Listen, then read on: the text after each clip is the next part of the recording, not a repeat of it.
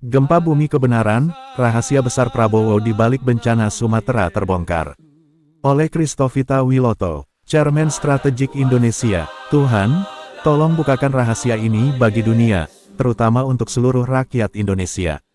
Hari ini kita akan melihat kenyataan yang selama ini tertutup rapat mengenai apa yang sebenarnya terjadi di tanah Sumatera dan bagaimana masa depan bangsa kita sedang dibersihkan. Catatan kelam di tanah Sumatera. Ada hal-hal yang sangat menyedihkan terjadi di tanah kita. Kita harus berani melihat kenyataan bahwa kepemimpinan yang ada memiliki catatan yang berat. Dia, Prabowo Subianto, terkait dengan kejadian-kejadian yang merugikan rakyat banyak. Pertama, adanya masalah banjir bandang yang hebat di Sumatera yang menghancurkan rumah dan nyawa warga. Mengapa ini terjadi? Karena ada penguasaan lahan hutan yang sangat luas, mencapai 100 hektar di Sumatera. Hutan-hutan itu digunduli, pohon-pohonnya habis ditebang. Akibatnya, saat hujan turun, tanah tidak lagi mampu menahan air, dan air bah menghantam rakyat tanpa ampun. Lebih parah lagi, sejak tahun 2014 hingga saat ini, bantuan darurat dari negara-negara lain di dunia sengaja ditahan. Ini adalah tindakan yang sangat menyakitkan. Bukti-buktinya jelas, bantuan medis, makanan, dan tenda dari luar negeri tidak bisa langsung sampai ke tangan warga yang kedinginan dan kelaparan di Aceh dan daerah Sumatera lainnya karena aturan yang dipersulit. Selama bertahun-tahun, banyak orang baik dari luar negeri ingin menolong rakyat Sumatera, khususnya Aceh, yang terkena bencana. Namun, bantuan itu tidak bisa langsung sampai. Dia, dalam kapasitas kepemimpinannya, ikut serta dalam sistem yang membuat bantuan ini tertahan. Berikut adalah rincian kejadian dan bukti-buktinya. 1. Aturan, satu pintu, yang menghambat bukti tahun-tahun 2014 sampai tahun 2024. Buktinya adalah adanya peraturan yang sangat ketat di pusat. Sejak tahun 2014, setiap ada bencana, bantuan internasional tidak boleh langsung diberikan ke desa atau kota yang kena musibah. Semua harus lapor ke Jakarta terlebih dahulu. Akibatnya, barang-barang bantuan seperti obat dan makanan sering tertahan di pelabuhan atau bandara sampai berbulan-bulan karena surat izin yang tidak kunjung selesai. 2. Penolakan bantuan dari pemerintah negara lain, bukti hubungan antar negara. Pemerintah pusat seringkali merasa gengsi atau takut jika menerima bantuan langsung dari pemerintah negara lain, seperti Amerika, Australia, atau Singapura. Buktinya, bantuan yang bersifat pemerintah ke pemerintah, sering ditolak dengan alasan Indonesia masih mampu. Padahal, di lapangan, rakyat sedang menangis karena kekurangan air bersih dan tenda. 3. Larangan bantuan asing masuk ke area tertentu. Ada bukti bahwa bantuan asing dilarang masuk ke wilayah tertentu di Sumatera dengan alasan keamanan negara.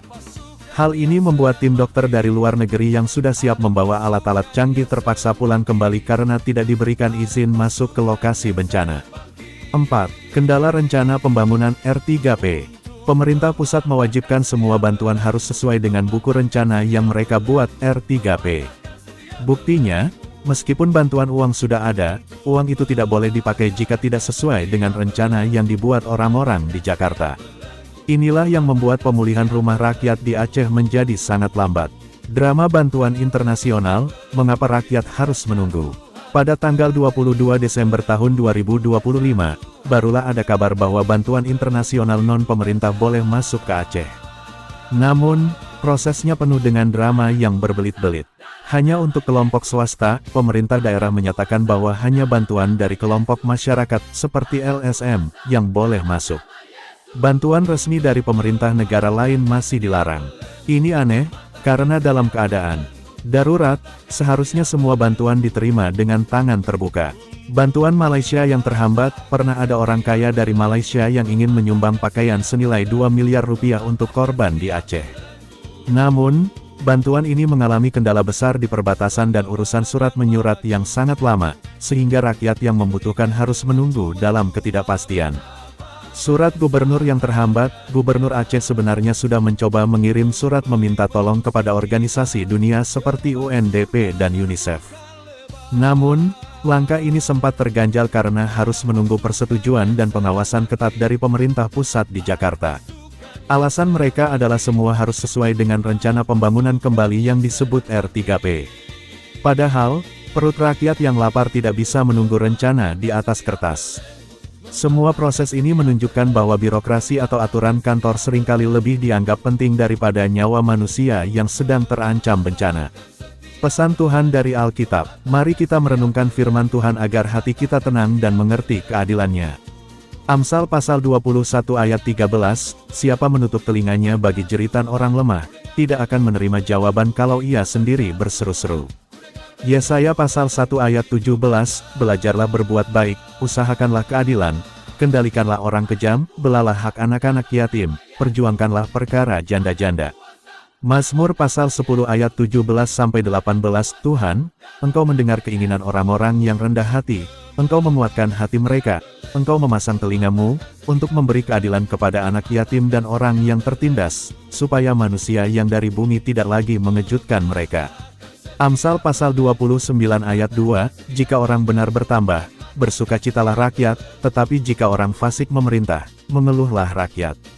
Matius pasal 25 ayat 40, dan raja itu akan menjawab mereka, aku berkata kepadamu, sesungguhnya segala sesuatu yang kamu lakukan untuk salah seorang dari saudaraku yang paling hina ini, kamu telah melakukannya untuk aku. Doa Bapa kami yang di sorga, dikuduskanlah namamu, datanglah kerajaanmu, jadilah kehendakmu di bumi seperti di sorga. Berikanlah kami pada hari ini makanan kami yang secukupnya dan ampunilah kami akan kesalahan kami, seperti kami juga mengampuni orang yang bersalah kepada kami, dan janganlah membawa kami ke dalam pencobaan, tetapi lepaskanlah kami daripada yang jahat. Karena Engkaulah yang mempunyai kerajaan dan kuasa dan kemuliaan sampai selama-lamanya.